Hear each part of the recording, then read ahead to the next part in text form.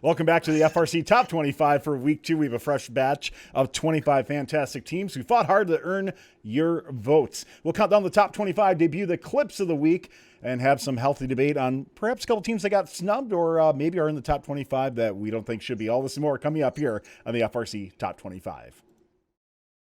Your destination for first content, updates, and gaming. Welcome to the fun. First Updates Now, supported by Stryker Careers. If you are a college student or recent graduate looking for an incredible internship, take a look at Stryker. Stryker provides a housing stipend, great pay, and an opportunity to work with state-of-the-art medical technology equipment. Discover why so many First alumni are coming to Stryker for their internship or career at careers.stryker.com. First Updates Now is supported by Kettering University. Kettering University hosts 3 co-op employment fairs each year for incoming and current students. Participating in the co-op employment process at Kettering is a great way to begin turning your robotics experience into a professional career to earn money towards graduating debt-free. If you are a senior, it's not too late to apply at kettering.edu/apply.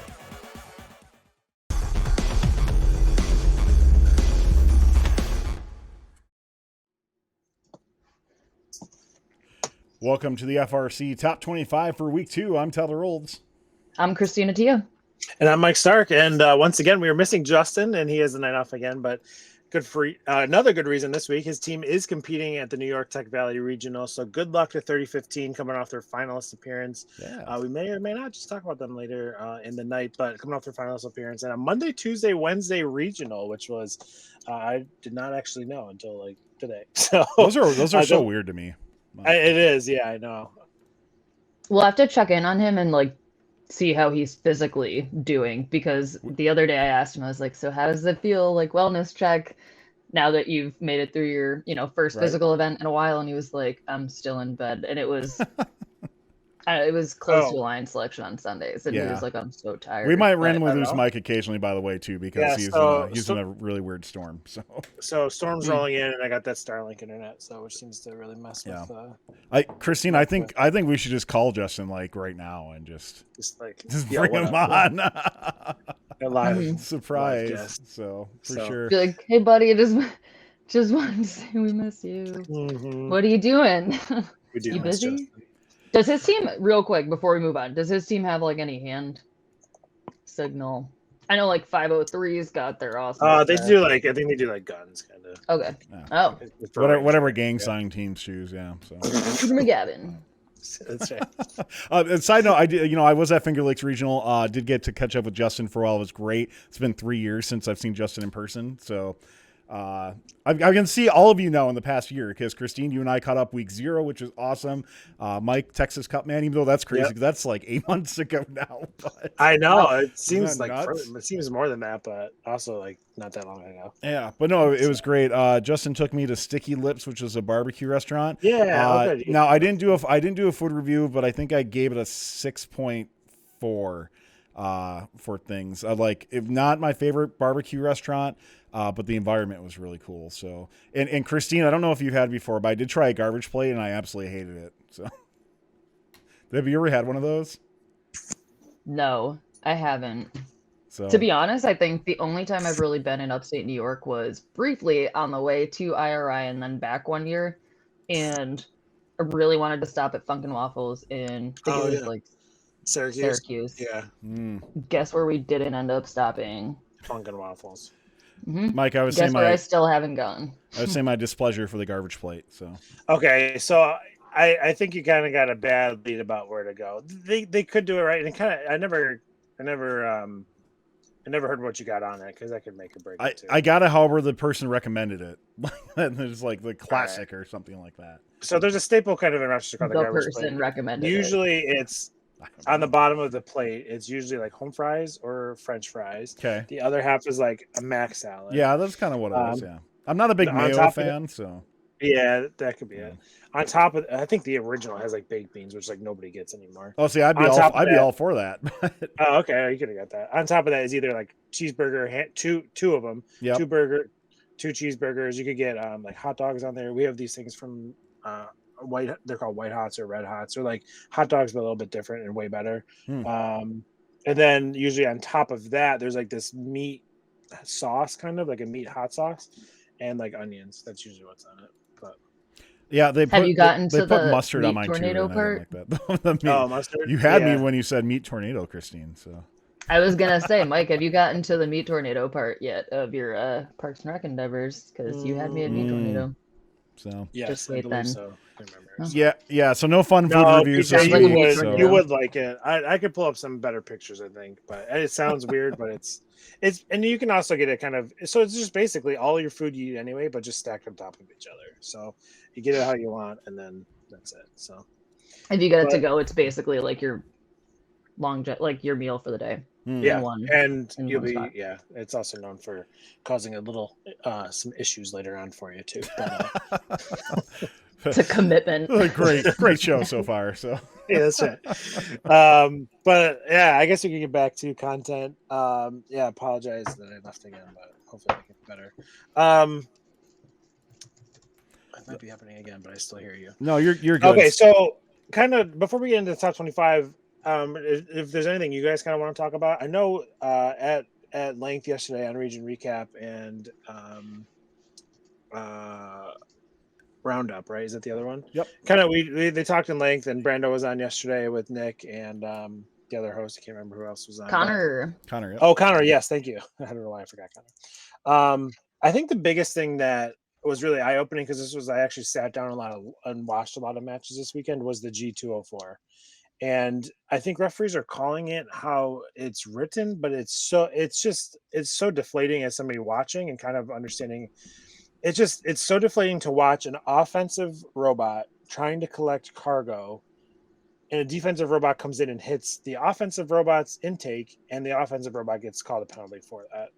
And there's just you can get unlimited penalties. Essentially, it seems like just keep man defense on somebody who's trying to play the game, run into their intake, and you're just going to keep racking up penalties. It's just I think what's so frustrating to a lot of I people think it was right now. Mike Corsetto that said that I've never gotten so many penalties while trying to play offense.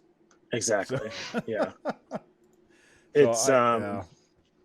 I think so. I saw there was an update to the rules today, but nothing that really addressed. I don't know. The more that the season goes on, I don't think we will see a change.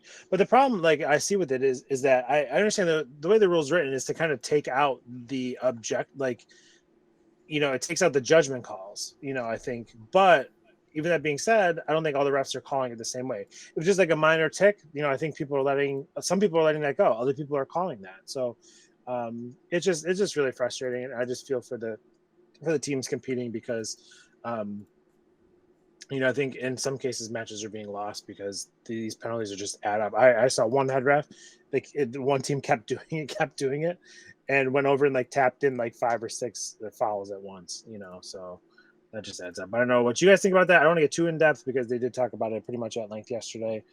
Or if there's anything else you guys want to talk about before we get into top 25, but that's what I had.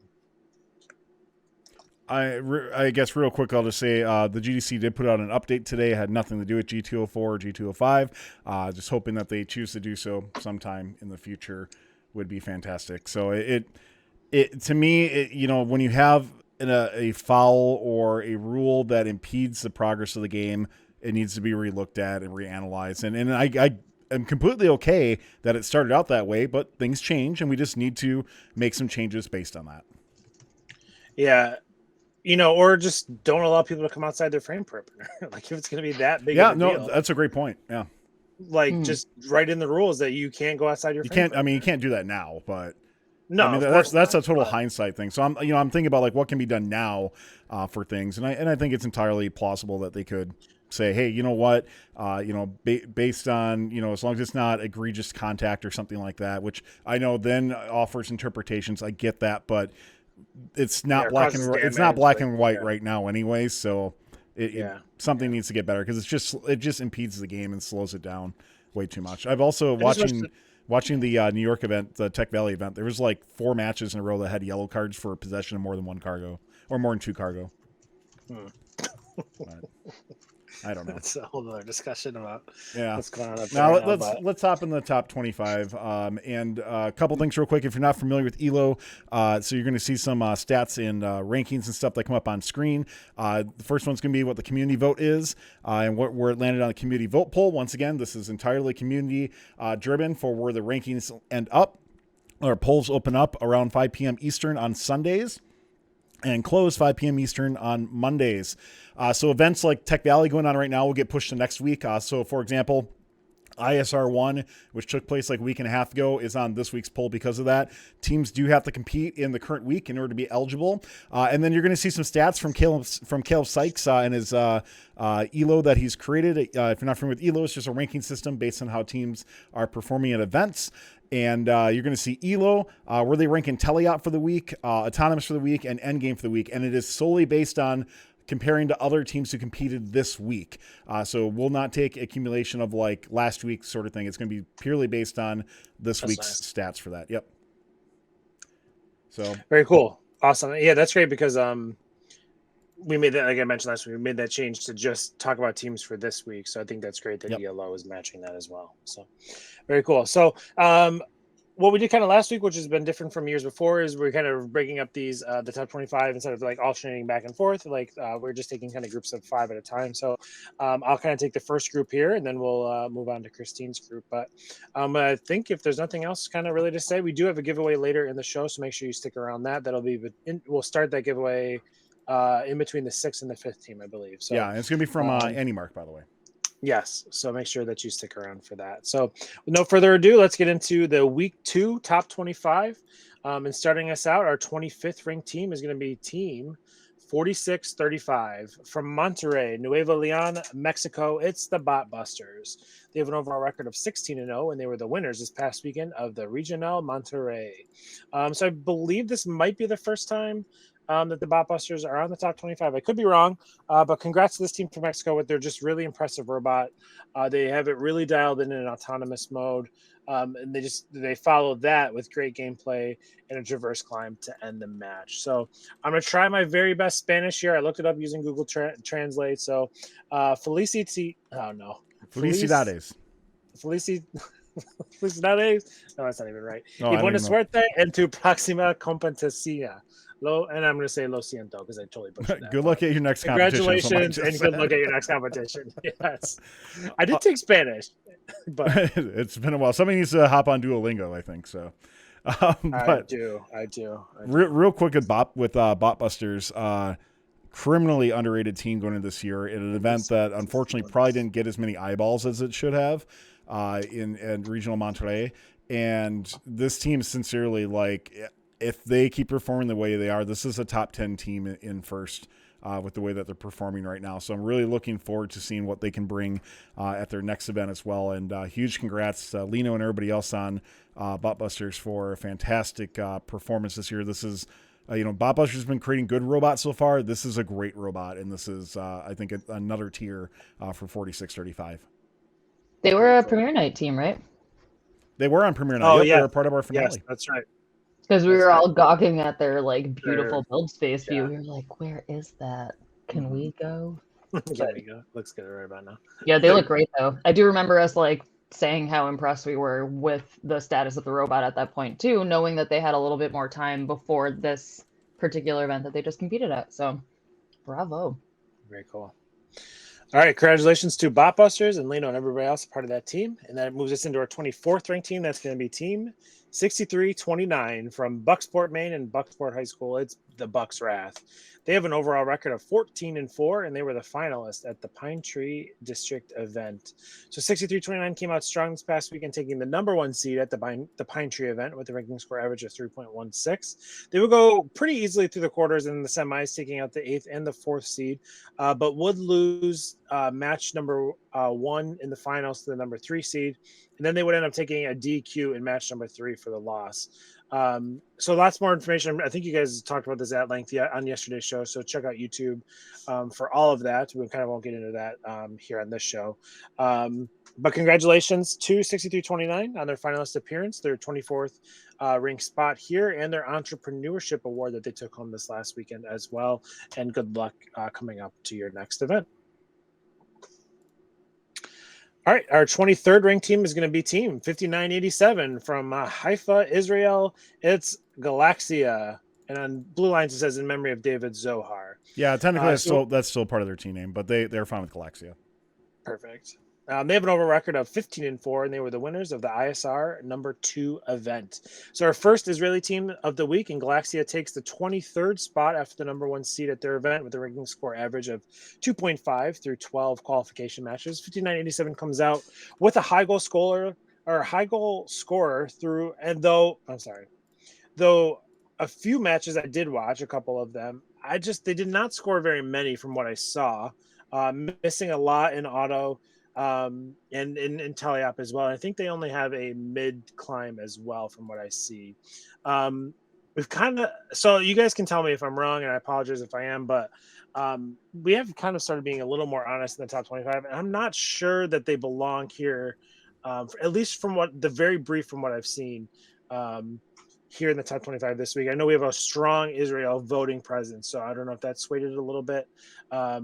But a number 1 seed and a district win does, shows that they play smart. They know how to win. So not to take anything away, but congratulations on your win and good luck the rest of the way to 5987 here. I mean, I feel like I've always been pretty transparent with my feelings on top 25 stuff. Yeah, I'll agree with you here. Top 40 team, yes. Top 25, I would not probably have them in that position for it. It doesn't mean they're not deserving by any means, Right. But to me, I would have them closer to top 40. Mm-hmm. Awesome. All right. Let's move on to our 22nd ranked team. That's going to be Team 2046 from Maple Valley, Washington, and Tahoma High School. It's bare metal. They have an overall record of 16-4, and they were the winners of the Wilsonville District event this past weekend. So this past weekend, they would take the number 2 seed with the 2.5 ranking score average, and they would be selected number 1 overall by 2990. They would take the semifinals and finals, the 3 matches each, but they would walk away after all that hard work with the victory. So bare metal is a very quick lineup to shoot robot, being able to quickly chase cargo around the field, collecting them and shooting them very fast. They end the match with one of the quicker traverse climbs out there, and a nice sharp-looking machine, as always, from Bare Metal. And congrats, as they took home an autonomous award as well, and they'll be competing again up in the Pacific Northwest when they compete at the Auburn event later this month. So congratulations and good luck the rest of the way to 2046 Bare Metal.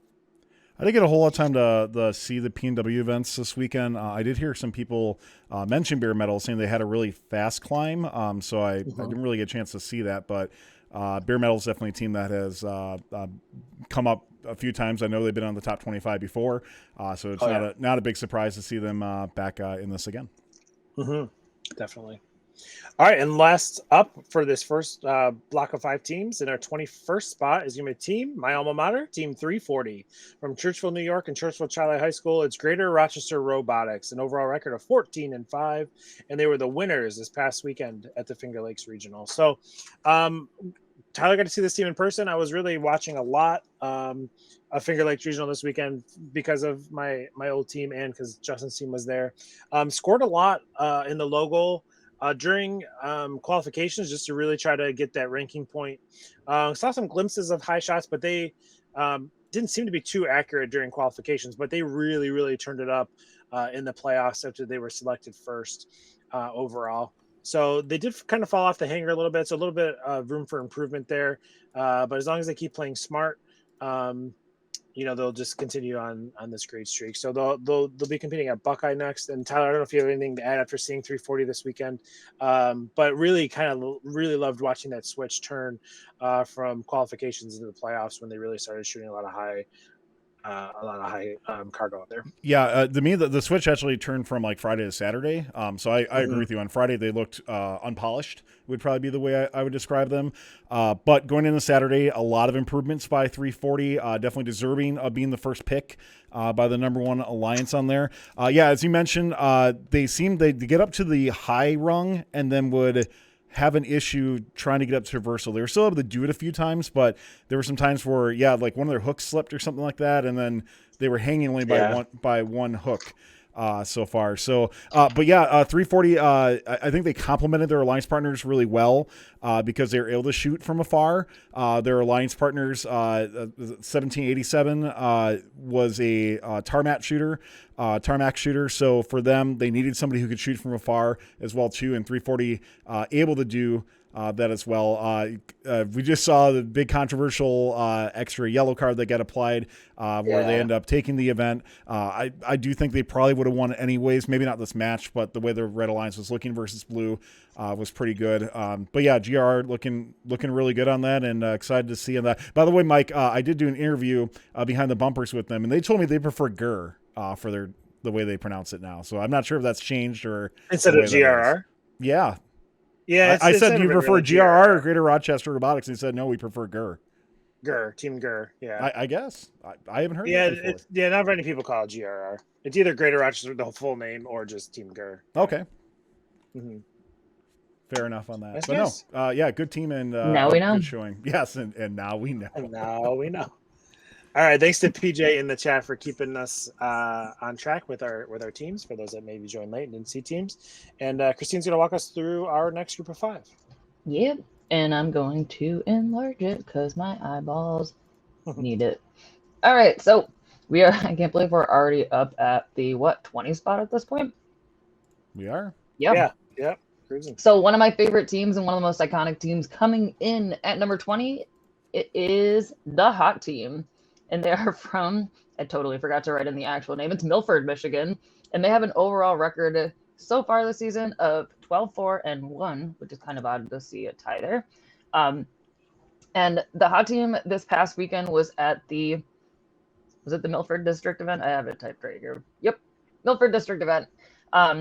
So they were the number 1 ranked team after qualifications, and they ended up picking up 17-18 and 8-30, and they went 2-0 through the quarterfinals, but it went to 3 in the semis when they faced the number 5 Alliance, and it went to some really, really close matches. All 3 of them were, but they ended up losing in the semis.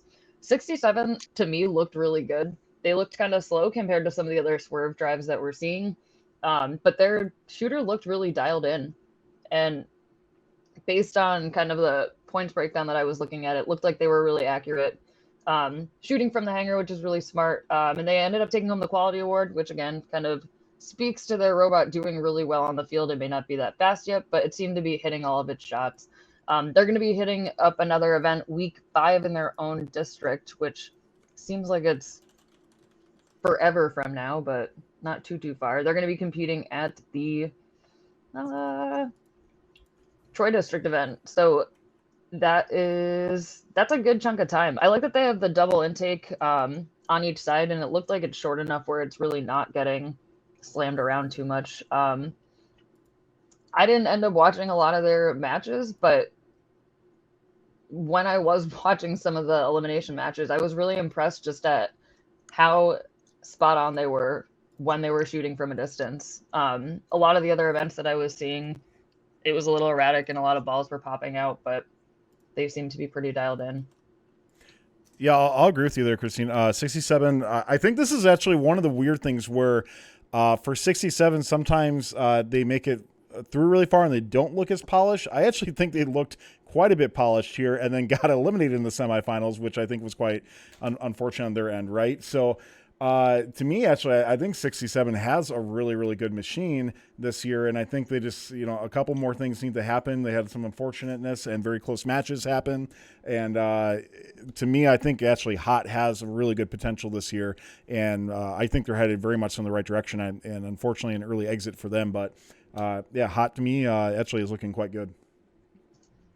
And I don't know who else is going to be at their next event, but I mean, between now and week 5, I don't imagine a team like Hot is going to be working on, just anything they can to iterate and get ready for their next event after the way that they unfortunately ended this past one. Yeah. I mean, they went out, their first match, they lost by a tie. I mean, so what are you going to do for that? Second one, very close, and third match, close as well. So, for them, obviously not they're looking for, I don't know if it was a attrition thing on their end being the number 1 seed, or not, but I don't know if you're Hot. It's always, it's hard to be you can be disappointed not winning. On the other hand, I thought their robot actually performed quite well for what they are.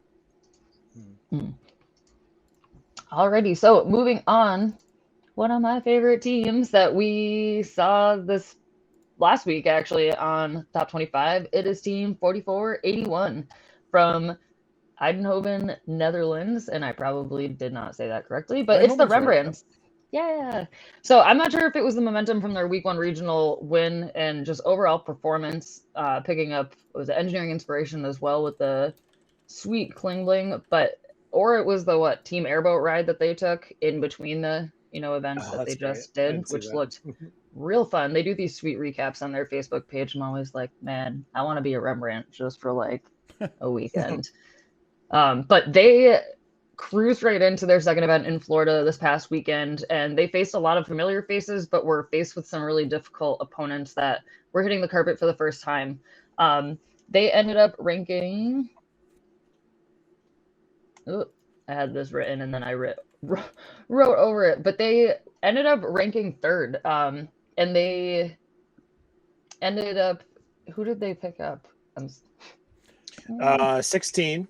Yes, Squad, Bomb Squad. and an 1884. Mm-hmm. So they ended up going to 2 in the quarters and making through that. But again, in the semis, they unfortunately were paired up against, was it the number?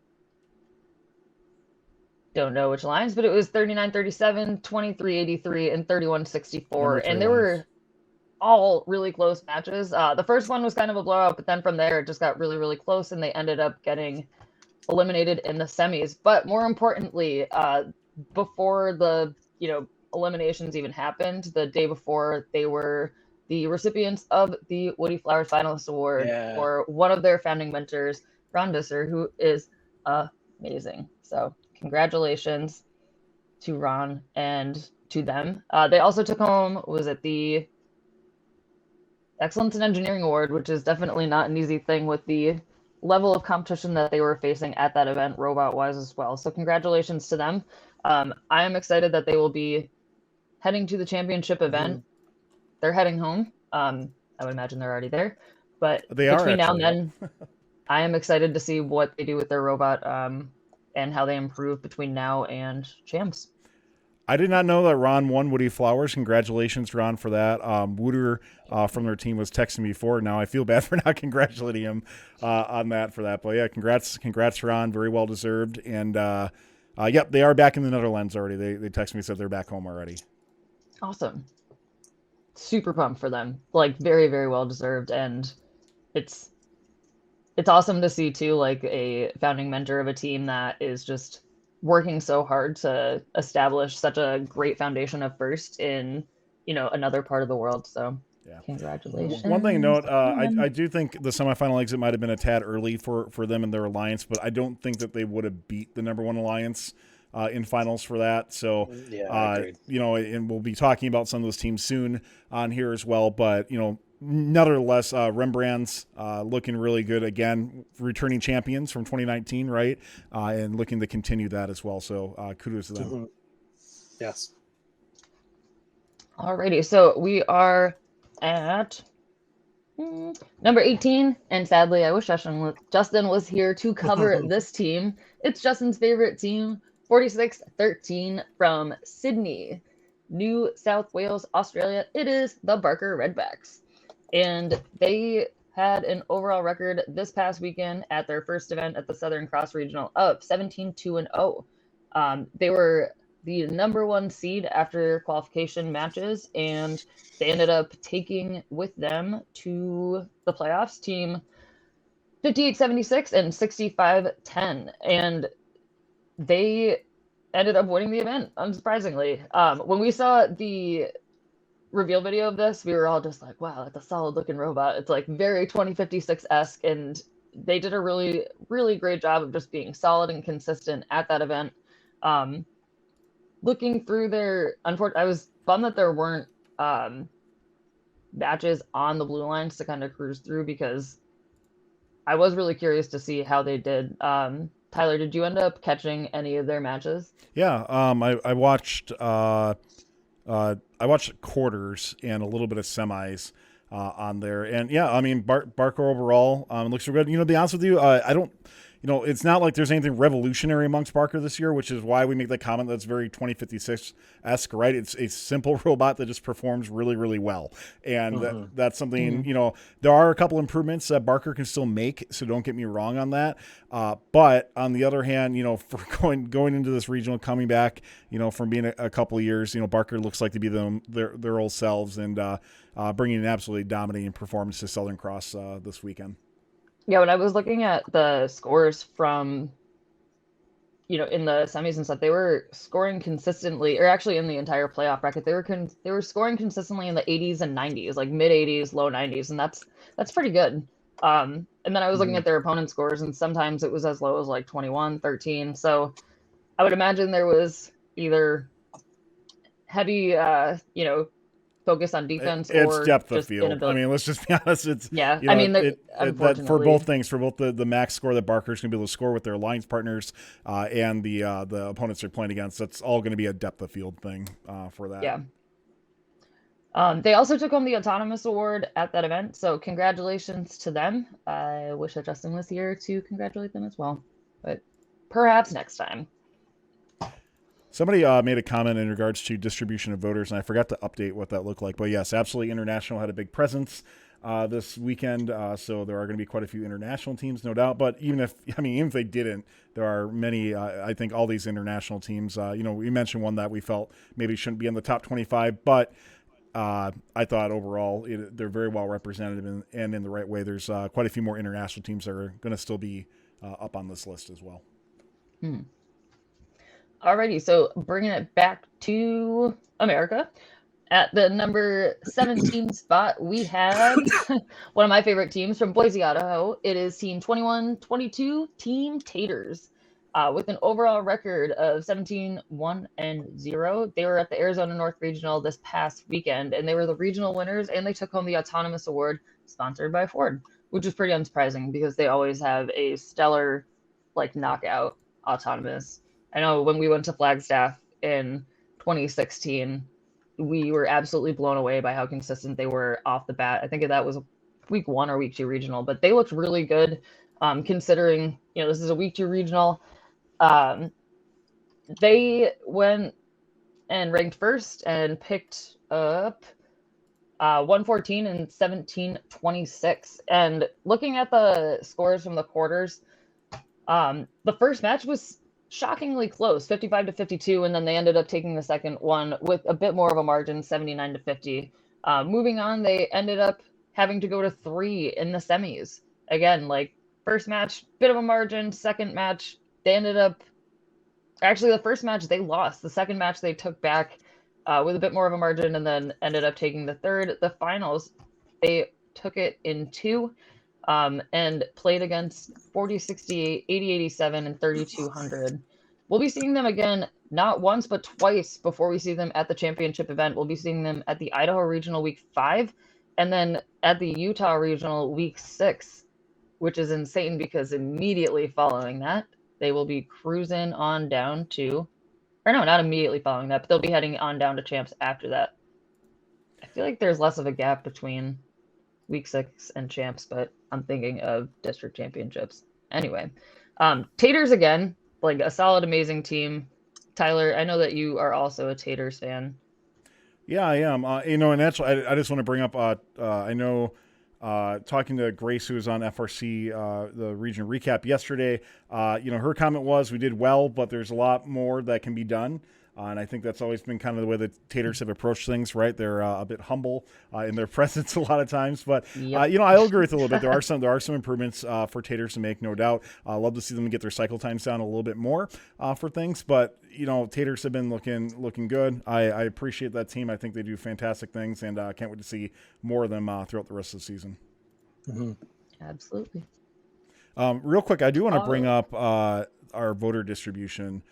Just so people can see that. I brought it up last week, so I figured I'd bring it up this week as well, too. So let me do that. I just got to copy and paste an image real quick. There we go.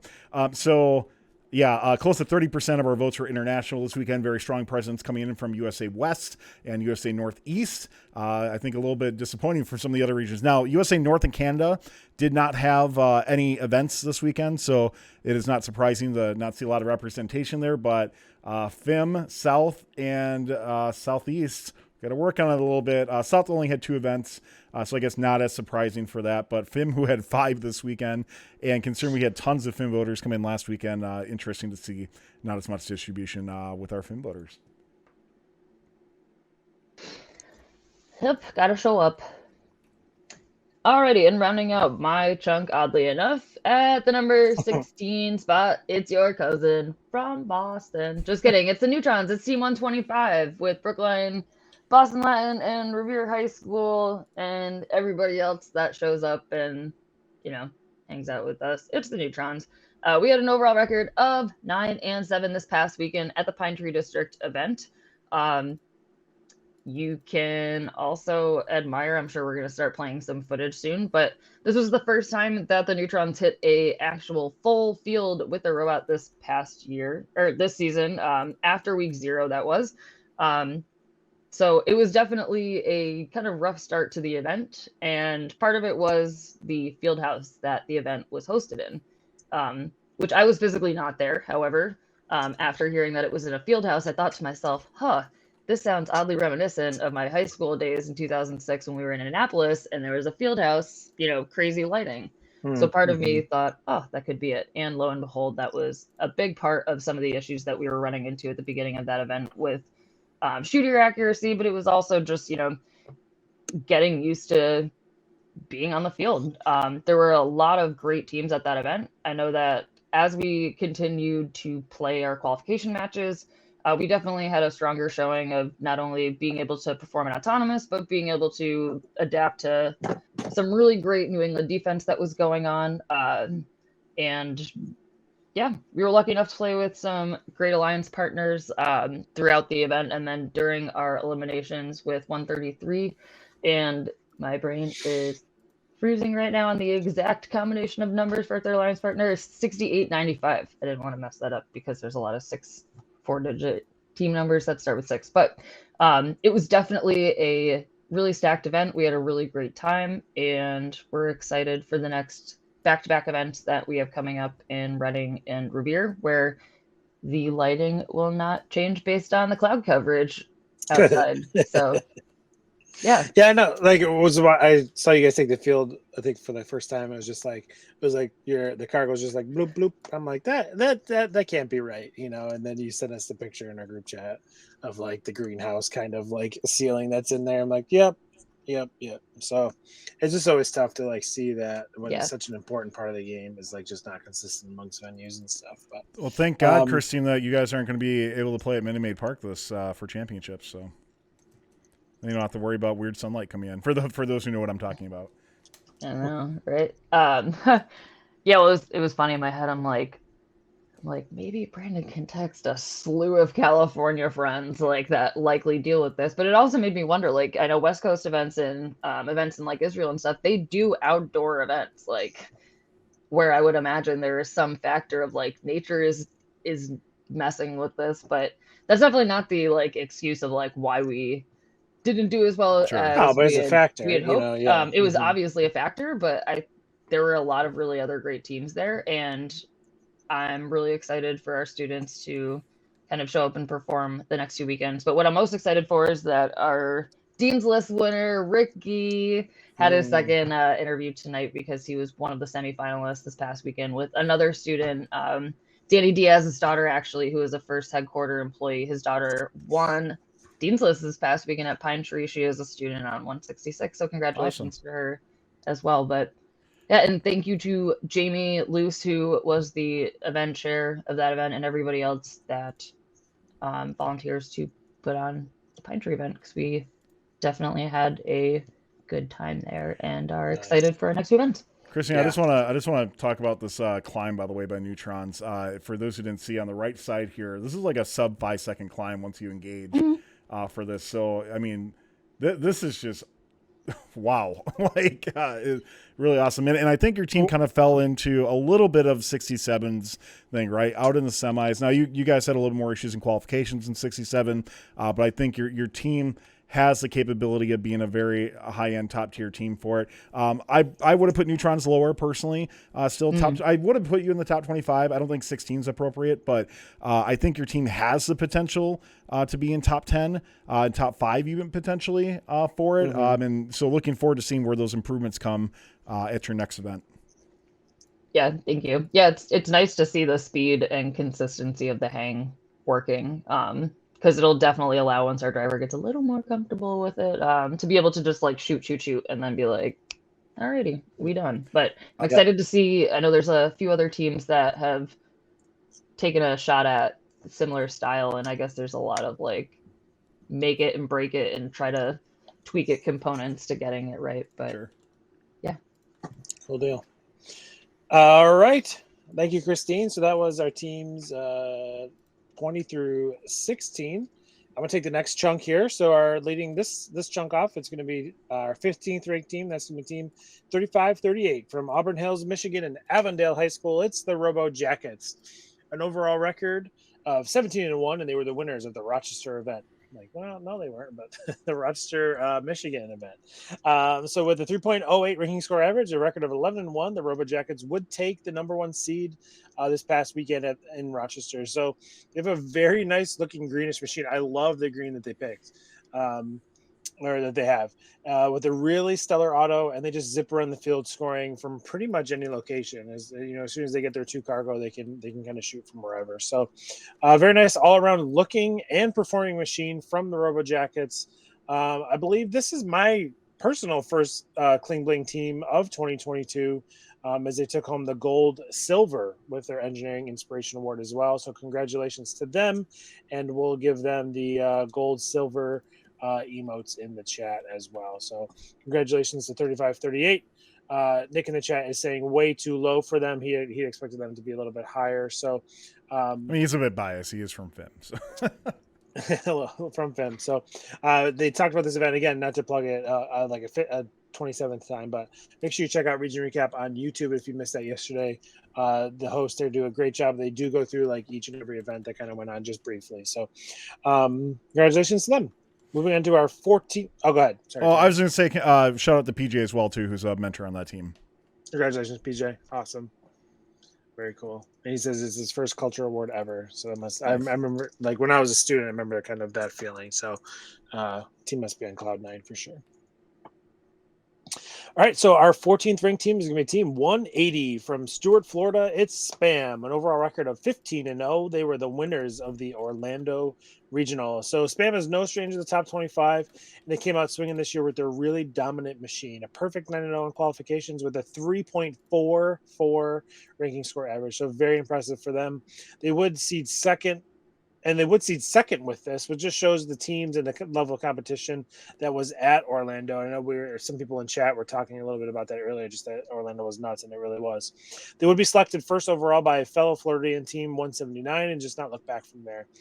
They have one of the quickest cargo from the floor to shooter robots kind of that I've seen. Like, it's really, like, if they're lined up like property, that they're just like, the intake and it's gone. And it's awesome. Their cargo path in there is just really, really smooth. They like to also shoot from the protected zone as well, and just kind of all over and everywhere in between. So such a great performing robot. Glad to see S.P.A.M up this back here in the top 25 and this high here at 14th. They'll be heading to the Smoky Mountains Regional here in a couple of weeks. So we'll see if they can take home the second blue banner of the season. So congratulations to 180. And yeah. Awesome. I didn't notice. Is that flashlights on their robot, by the way? Yeah, kind of. I'm not sure. Like, there's one it looks like. So how did I not notice that before? I've watched it is a swerve robot, pretty apparent too. It's like they have like 4 flashlights on the bottom intake. That's crazy. Photons were told. All right. Yeah, for Lyman. That's when watching some videos, that's kind of what it looks like, and I thought. So I actually lived in Stuart for like 5 months. It's a great town. I loved it there. Down here in Florida. All right, so moving on to our 13th ranked team. That's going to be 3467 from Windham, New Hampshire, and Windup Robotics 4-H Club. It's Windham Windup with an overall record of 27-9. They were the finalists at both the Pine Tree and Granite State events. So 3467 played in back-to-back events in the New England district. We did not see them in the top 25 last week after their finalist appearance at Granite State, but do make it to number 13 here after their finals, once again finalist appearance at Pine Tree. So no matches up from this past weekend. So I don't know if Christine, you saw them live a little bit, if you could help here, but it looks to kind of shoot right up against the hub for their high goal shots. They would take the silver clean bling home with their EI award as well. So 3 silver medals on the year for 3467. I'll be looking for that first gold one and their blue banner at Central Mass, which would be their next weekend. And I don't mean to put you on the Spockers team. I don't know if you happen, or Tyler, if you happen to see them at all. But I don't know. I can definitely talk, because I definitely saw a lot of matches between like Granite State and this past weekend. They so they're definitely a quick swerve bot, and they're getting a bit more consistent this past weekend. Obviously, their drivers definitely getting a lot more comfortable on the sticks, but they like to go right up against the hub and then shoot up and into the upper hub. That's definitely their most comfortable spot. Yeah, they look pretty good this past weekend. At one point, there was one tip over that I saw. They hit the cable cover, but after that happened, it definitely didn't happen again. So, yeah. Lots. It seems like they're hungry for more matches, and it'll be interesting to see how the robot holds up, because I think we're going to see more and more defense against teams like Windham that are doing well as they continue to, cruise on through the district, and as they continue to get better and better and better. So I'm excited to see how well they do. I know they have a lot of new alumni on their, alumni from other teams on their team as well, and a lot of returning students coming back as mentors. So it seems like they are definitely trying new things and doing pretty well with it. So congratulations to them. Awesome. Cool. Thanks for adding into that, Christine. Appreciate that. I did vanish there again for a little bit, but we're back. So our 12th ranked team on our list here is going to be Team 2767 from Kalamazoo, Michigan, and Kalamazoo County 4-H. It's Stryke Force, an overall record of 18-1. They were the winners of the St. Joseph District event in F.A.M. So Stryke Force is always one of those robots you can kind of pick out a lineup. Justin and I kind of talk about that, right? It's like you could like have no bumpers on, no identification, and you just line up teams. You could like tell which robots are from which team. And Stryke Force is definitely one of those teams. One word to describe this team, I would just say is steady. I don't think they have the fastest swerve out there, but they are consistent, deliberate, and very accurate at what they do. They shoot from all over the field. It's really hard to defend against Stryke Force. They're a taller, a lot of robots are tall this year, obviously, but it just seems like they're a little extra taller. And then I don't know, Tyler, if you can skip to the end, but they have like one of the most controlled traverse climbs that you will ever see this year. There's literally like no swinging at all for their traverse climb. So congratulations on the win. They'll be at the Lakeview event later this month. So he's pulling it up here. Mine's a little choppy from what I'm watching, but it looks fine on screen. So yeah. It is. I will say it is. No, I wasn't saying that. I was just saying. Yeah, it is a little slow from a climb. If somebody like Stryke Force, where you're trying to get into that top tier team range on there, I would say definitely is slower than some of the other top tier teams. However, if you do look at their ELO or their ELO for endgame, they are the second best ranked in ELO for endgame points for this week. So obviously they're very consistent, like you said, Mike, but just a little bit slower than I think some of the other teams. That's why I just said that they're steady. It's not flashy. Their center of gravity stays low, but just like they're under control. They're not so wild that they're missing shots and all that stuff. They're just steady, and that's just how to describe them. So, all right. And then last for this section in the 11th spot is going to be Team 176 from Windsor Locks, Connecticut, and Windsor Locks and Suffield High Schools. It's Aces High. An overall perfect record of 18-0. They were the winners of the Waterbury event. So a lot of eyes on the Pine Tree event. Aces High went a perfect 12-0 and would take the number 1 seed with a 3.33 ranking score average. They would go ahead and select teams 177 and 88-89 and would take the win in 6 matches with scores ranging from 74 to 122 within there. We do have some videos here up on the screen that Tyler was able to pull, I believe, from YouTube. It wasn't anything on Blue Alliance. These are all just the Twitch archives I'm trying to find. So yeah. So thank you for pulling out those. Took home some cling bling as well. So this is like I had none, I think, last week at all in my group of teams, and another one here. So they took the win at the event, and they also took home the Engineering Inspiration Award. So we're going to put some gold, silver emotes in the chat for them this week. So congratulations to Aces High. They'll be competing back to back district events, and they'll be competing in this weekend at the Western New England event. So congratulations and good luck to Aces High, Team 176.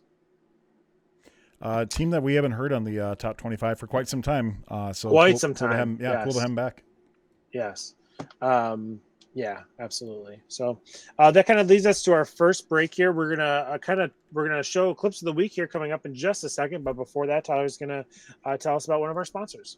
Yep, we'll give our first shout out to our friends at Stryker Career. So you just heard about Stryke Force. They are related to Stryker. Once again, leading medical technology manufacturing company out there. So if you're interested in getting any sort of a career in regards to engineering, marketing, or anything where you can join a company that is truly going to make a difference out there, take a look at Stryker Careers. Typed in engineering, 855 jobs available worldwide, ranging from their headquarters in Kalamazoo, Michigan, on-site, hybrid, remote. They have positions all over the place. And if you are a first student or a recent graduate and alumni and in college right now, they are looking for co-ops and internships. So if that's something that is of interest to you, and especially if you're interested in coming out to Kalamazoo, Michigan, which is an awesome city, and they have a fantastic headquarters I've got to check out, you get your housing covered as well too. So make sure you head over to careers.stryker to learn a bit more and see if there's a good fit for you. All right, so we're going to hop right back into it, right, Tyler? We are top 10. Alrighty, so we are in the top 10, and I am likely going to need some assistance for some of the pronunciation of where these teams are from. I tried my best. Where's your towel? Yep.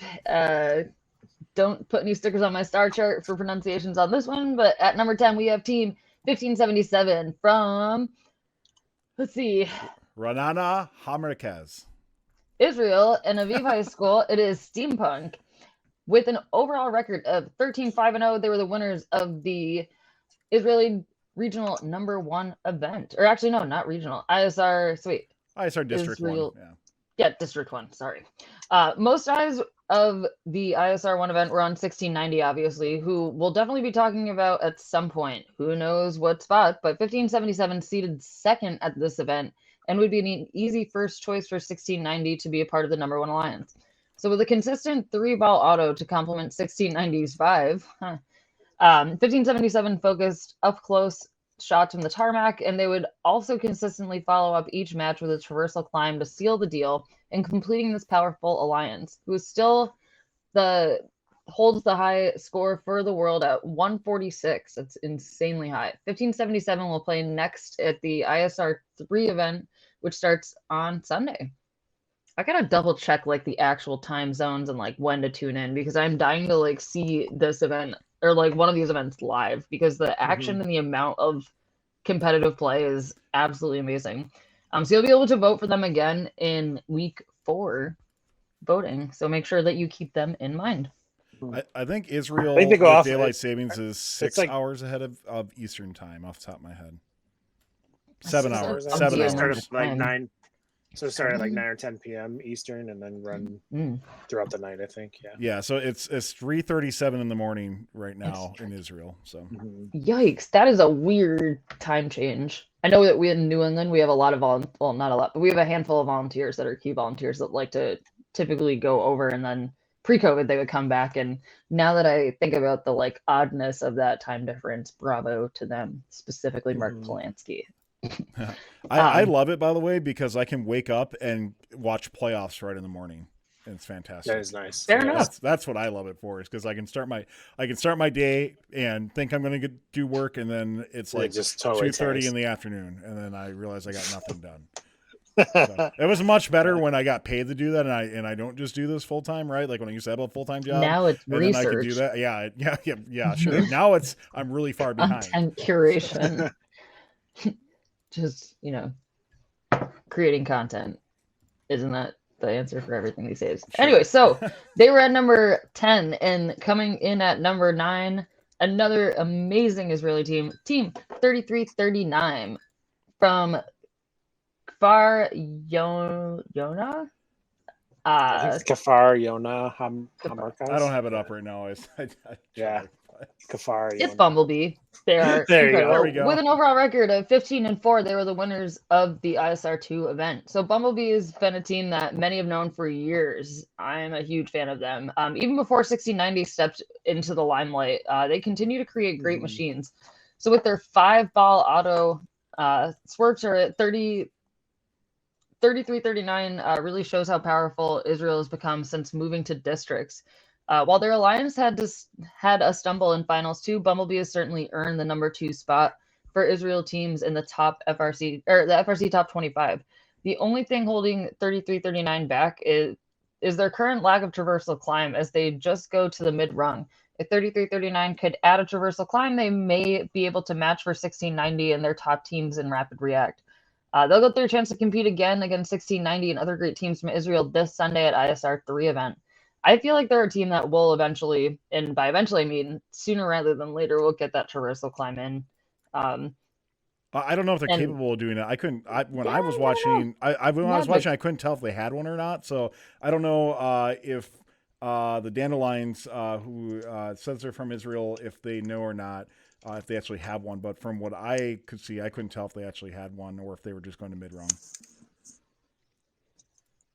By the way, that person said, I don't know if it's he or she, but that person said that your pronunciation was correct. I just saw that. That's better. I do honestly, like, I am way too self-conscious, regardless of like the origin of the word.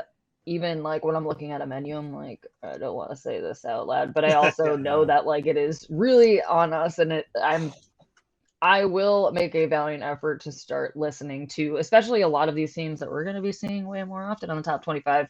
I think this year we should commit to making sure that we're not staring at these places and saying, how do we say this again? I mean, it's going to happen with like Wisconsin and Midwest, stuff. I feel no shame. So, but I think we can make a valiant effort to definitely get our Israel and other places around the world get our pronunciations better. There's lots of apps for that now. So fair enough. One thing I want to mention, I totally forgot about that PJ pointed out in chat, is that BumbleB is the team that lost everything in a fire this year.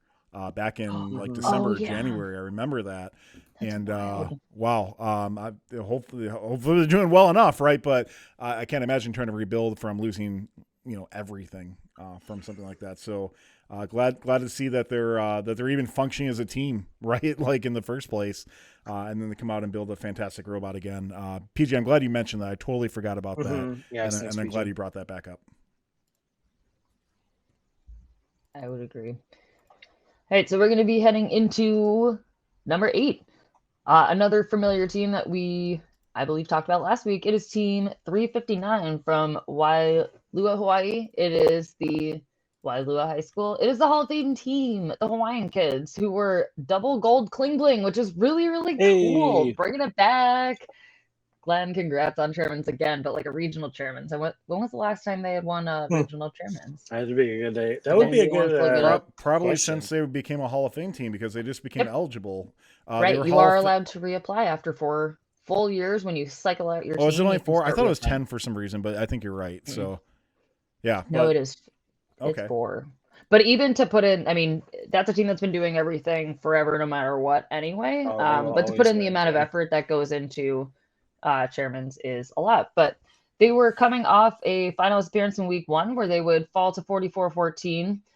You knew that these two teams were poised to team up at the Ventura County Regional. Seating second and being selected first, 359 made the perfect alliance partner, shooting from the tarmac with their swerve and turret and traversal climber. They would take an interesting strategy during the playoffs, only going to the high run with their alliance partners as they could drive over and start and complete their climb with less than 10 seconds left.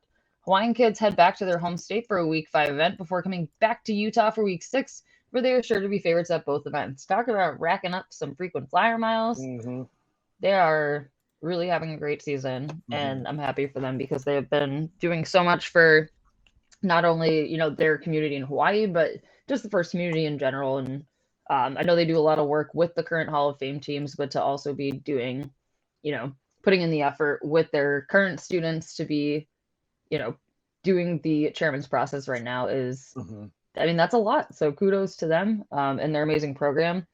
My life goal is to someday end up in his shop, taking a pic with him and getting away and being like, I've made it. Yep. I'm here in Hawaii. But by the way, if you ever want to truly be humbled, go on TBA and look up 359 and look up their sponsor list.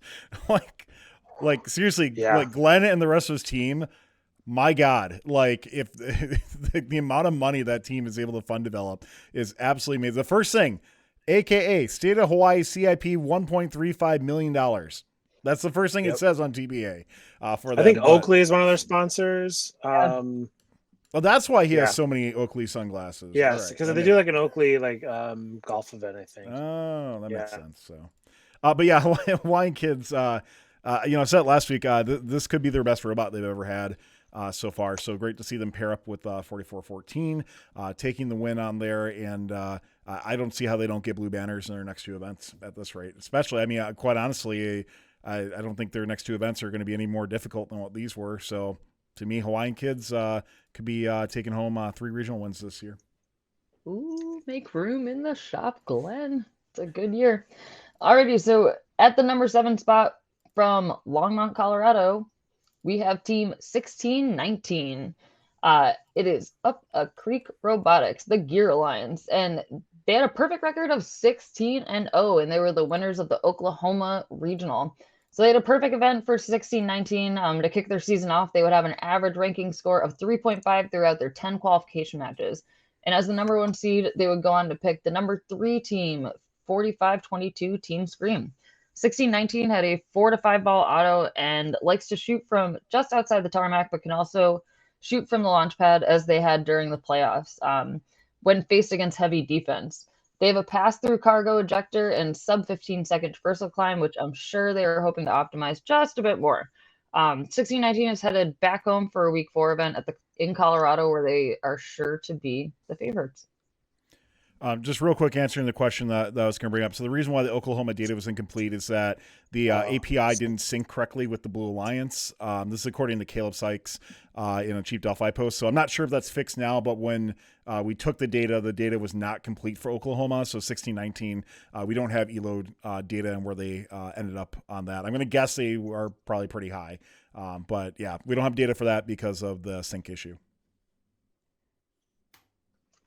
Good to know. But yeah, otherwise, 1619, great looking robot. Once again, very, it looks like a 1619 robot. I think they always have that kind of that thick aluminum or sheet metal look on their bot that really makes it distinctive and stands out. Their launchpad shots that they had to resort to.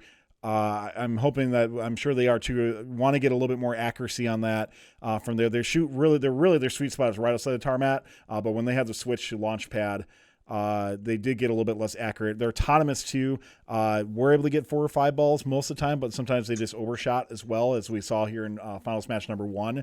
So a couple things for 1619 to tweak, but still a great robot coming out of the gate, no doubt. Absolutely. At the number 6 spot, we have a familiar team, although I'm trying to remember the last time that we had seen them in the top 25, but word on the street probably not too long ago. Yeah.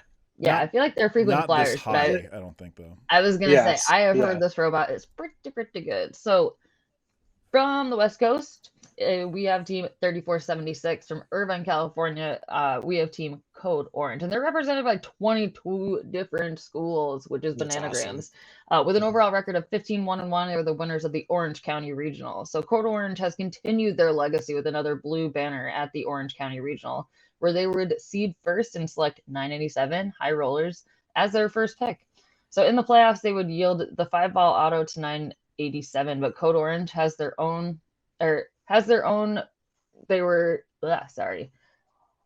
But Code Orange has their own way of. I'm like totally not able to read this right now. I mean, Code Orange Wow. has a 5-ball auto as There it well. They just weren't Yep. utilizing it, is what I Sorry. think. Yeah. So they also decked out their stands in orange. Typical Code Orange had the Code Orange appearance. They had an awesome swerve, an adjustable hood that they could shoot from both inside and outside the tarmac. Their traversal climb rounds off this team nicely, and they are poised for another Blue Banner win in week 5 at the Los Angeles Regional. Special shout out and congrats to Dean's List finalist winner Jonathan. Congrats, that is awesome. Hey, yeah. I will say this this team always has good looking robots. Hands down, they've always had like some of the coolest looking powder coated or spray painted robots, one way or another.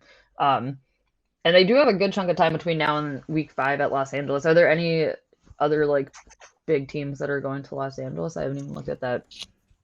I can look. Los Angeles usually is not a terribly deep event in many circumstances. So I Torbots 1197. Sure, a couple of Vitruvian bots have been awesome, have been pretty good. Humans, I know, I think did pretty well in their first event, if I remember correctly. But yeah, not a terribly deep field. Yeah. So expect. I would, obviously we said last week, don't make a lot of predictions.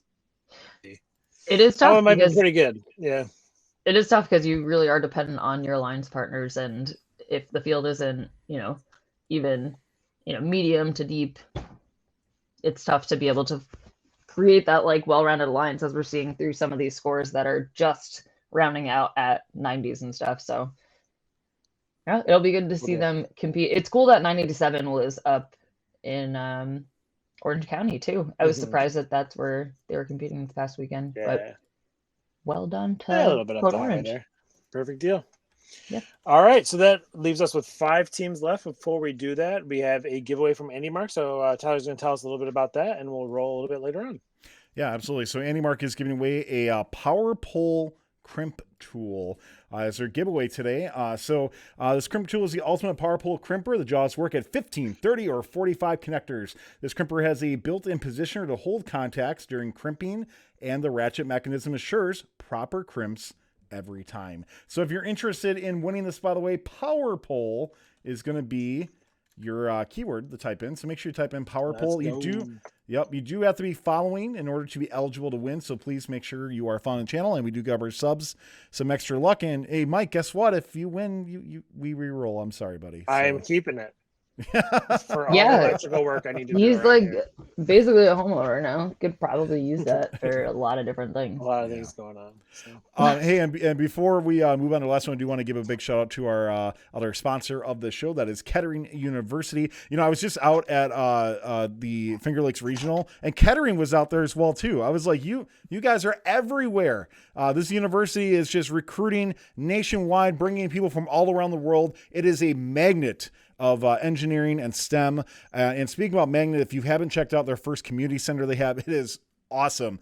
They had their Kettering 1 and Kettering 2 events this past weekend, and weekend before that at their field house area, which is great. I went to Kettering 1, but their First Robotics Community Center, they hold about, I think it's 8 teams off the top of my head, 8 or 9 that are on the list here.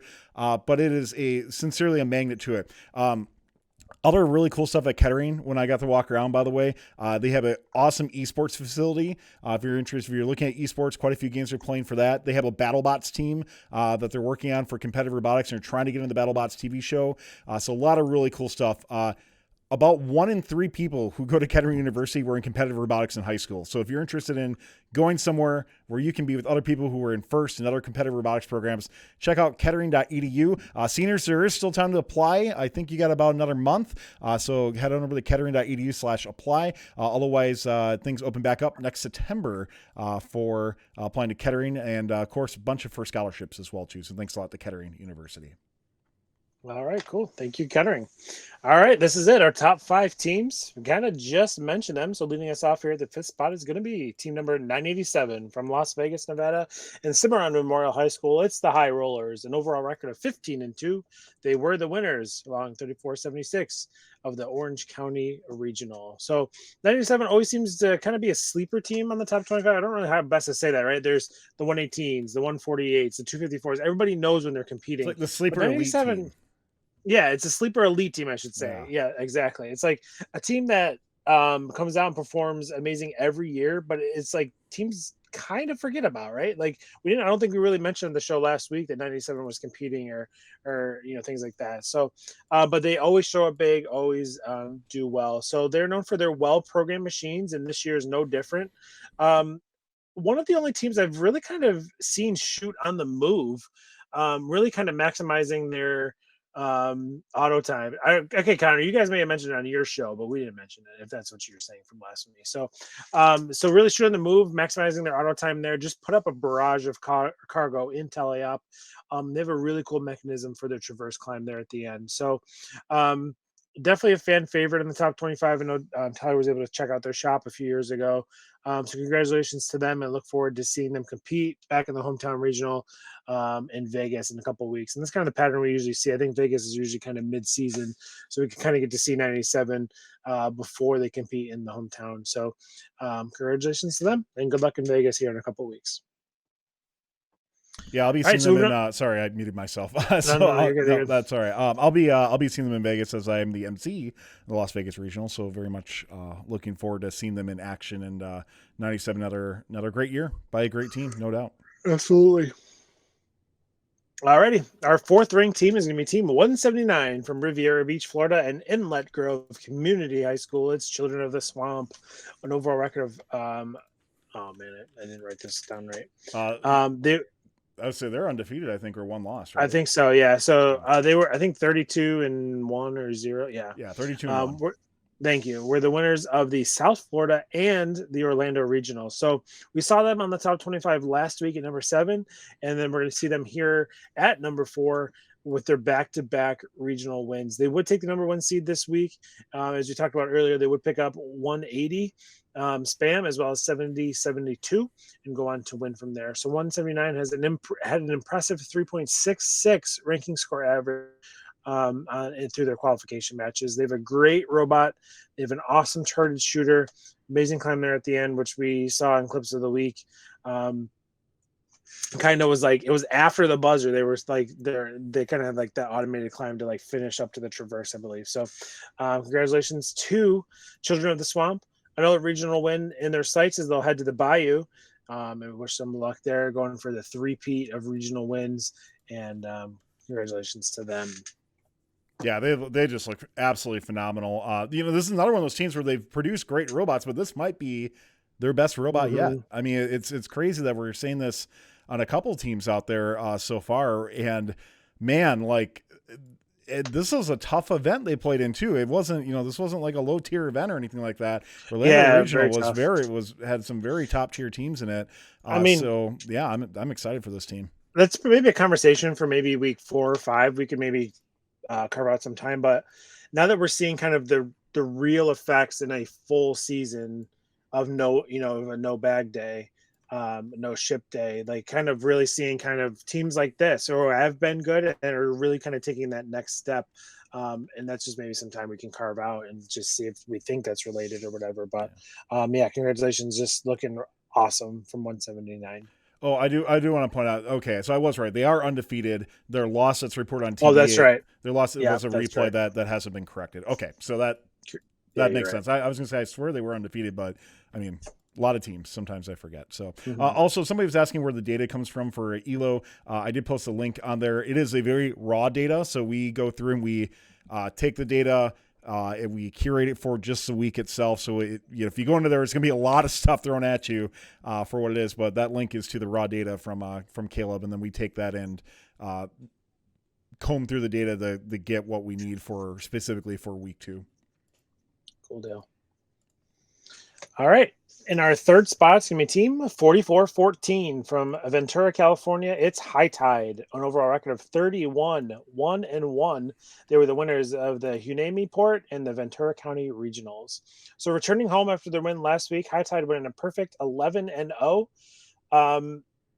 Taking the number 1 seed this past weekend, and as we predicted, which kind of really wasn't a very bold prediction, which is why probably I made it, they picked up 359 and ran the table with the event. So scoring no less than 116 points through through quarterfinals and semifinals. They did see a little bit of resistance in the finals, but took home the gold in 2 matches. I'm just super pumped really to see 4414 up this high in the top 25.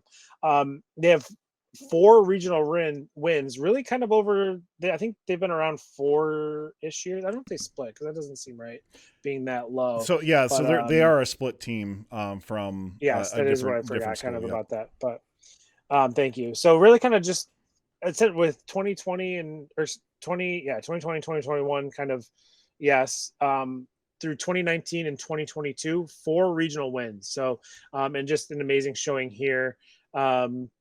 And then they have 1 more regional this year, which is, great when you have so many events planned and your robot is performing well. They'll be at the Aerospace Regional before Houston Championship. So we get to meet this team, probably give them maybe their top 25 sticker or do behind the bumpers, I believe, with them a couple years ago. Yep. And just a great team, great branding and everything. So congratulations to HighTide and good luck. Very humble team, by the way, Mike. When we met them, I remember, yes, and at the time, this is 2019 championship, so they were only around for a couple of years, but we're still they were a team that was their first year actually as a team, and I just remember hearing from a bunch of people, you got to check out this team 4414 HighTide. Go check them out. Go talk to them.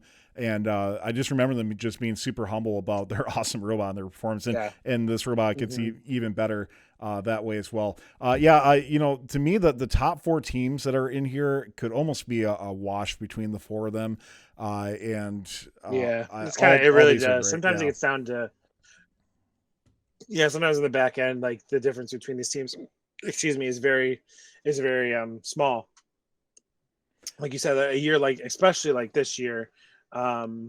These teams can very much, be interchangeable. So really, really strong showing by 4414 and really look forward to seeing them, run it out the rest of the year. And we just had our predictions. And by the way, the question was who's going to take number 1. It's going to be 118 or 1690. Now the audience heavily voting towards 1690, Mike. So who's it going to be?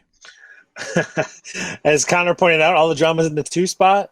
So our second ranked team is going to be team number 118 from League City, Texas, and Clear Creek Independent School District. It's the Robonauts. The overall record of 18-0. They were the winners this past weekend at the Channel View event.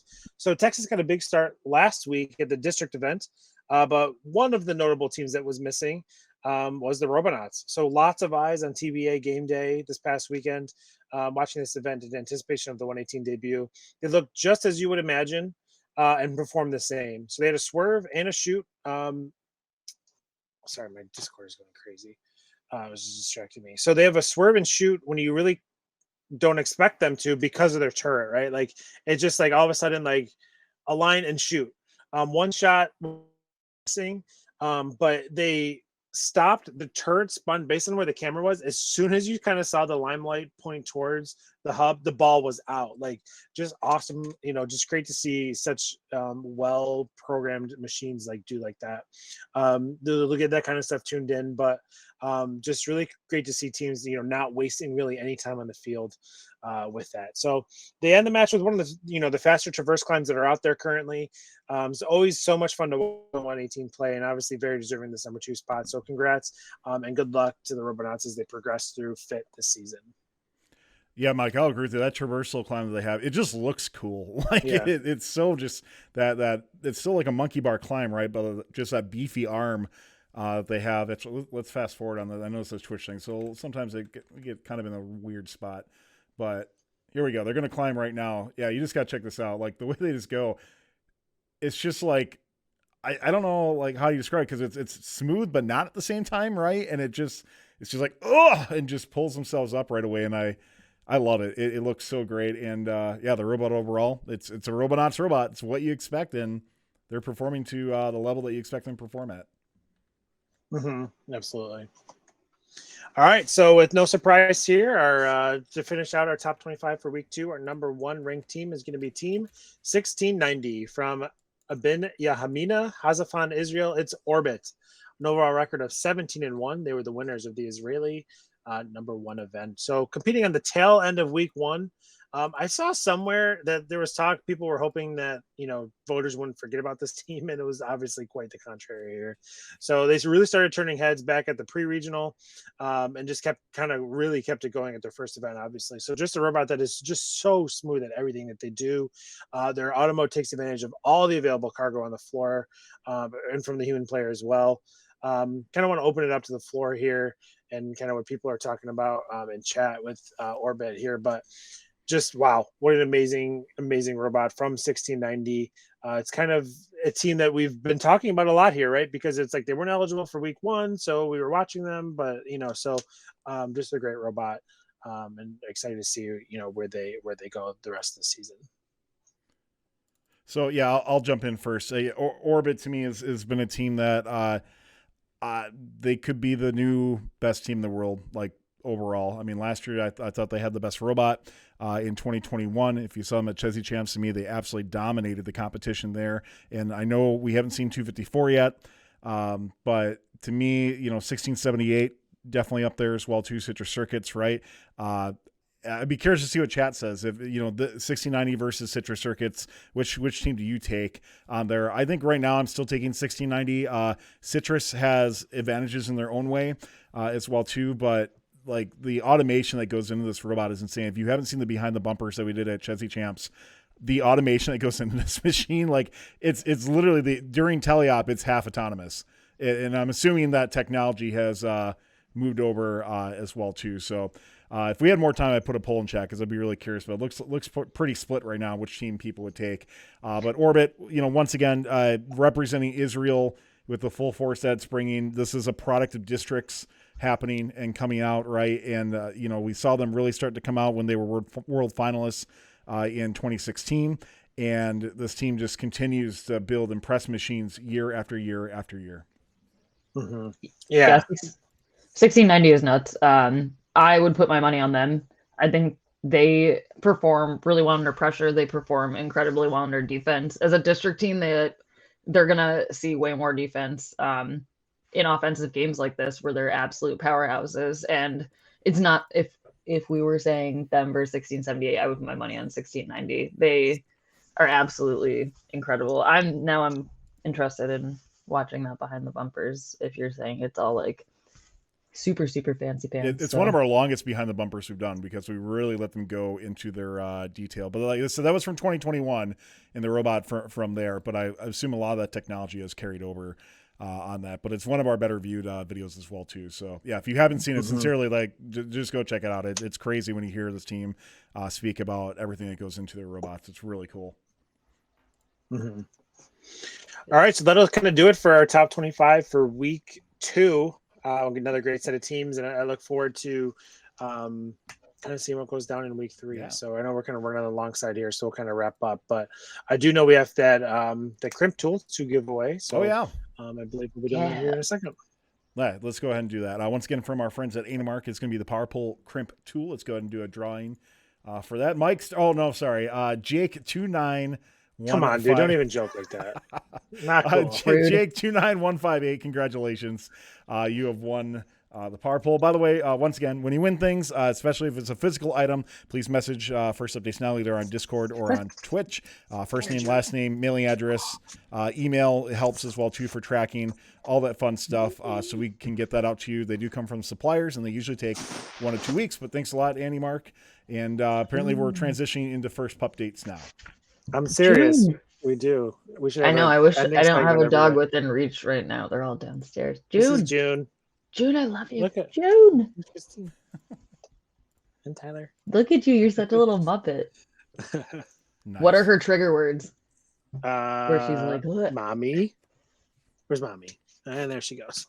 Let me down. All right. Well, Yeah. Anyway, sorry. No, that's all right. Let's wrap up. Thank you, everybody, for tuning in to the FRC Top 25 week number 2. Special thanks to all those who click that follow button, and extra special thanks for our subscribers for helping fun stay loud, alive, and independent. It really, really makes a difference. It really does. We have so much more we want to keep doing with First Updates now, and especially in FRC right now, that your support, it really means the world to us to know that, hey, you're willing to buy us a cup of coffee, the price of that, we really do appreciate something like that. Don't forget, you can subscribe for free through Twitch Gaming or Twitch Prime. If you got that credit, we'd love to earn that from you. Otherwise, just a few bucks a month as well. Don't forget, you can watch all these at youtube.com/First Updates Now. The clips of the week have already been posted about 15 minutes ago, so go ahead and check that if you didn't already. And this will be posted tomorrow or next day, typically, for most of these as well. But I want to give a big shout out. Christine, Mike, are either one of you at events this next week at all? No, I won't be this week. Okay. Christine? Yes. So NUTRONs are competing at the North Shore event in Reading, Massachusetts, and I shall be there as well. And Nice. I'm excited. Should be good. Awesome. I will be at the Central Illinois Regional this weekend, Friday and Saturday. So please come say hi if you are at that event. We'll be doing we have a whole bunch more interviews I still haven't done from FLR yet, so we'll see how many we get at Central Illinois, but look forward to meeting new friends and seeing some old ones as well, too. Don't forget to vote, by the way. Polls open on Sunday around 5 p.m. Eastern. Sometimes they open up a little bit early, but they will close at 5 p.m. Eastern on Monday, so it's typically a 24-hour window to get your votes in. Don't forget the Tech Valley Regional that's going on right now will be eligible for week 3 voting, but ISR 3 will not be. That will get pushed to week 4 just based on timings as well. Other than that, thanks a lot to Mike and Christine and Justin, who's not here this week, but we'll be back next week. So looking forward to having him and looking forward to having all of you back here at 8:30 p.m. Eastern on Tuesday. So thanks a lot to everybody for tuning in. We'll see you next time on First Updates Now. Talk to you then. Good night, everybody. Thanks to Kettering University for their support of this video.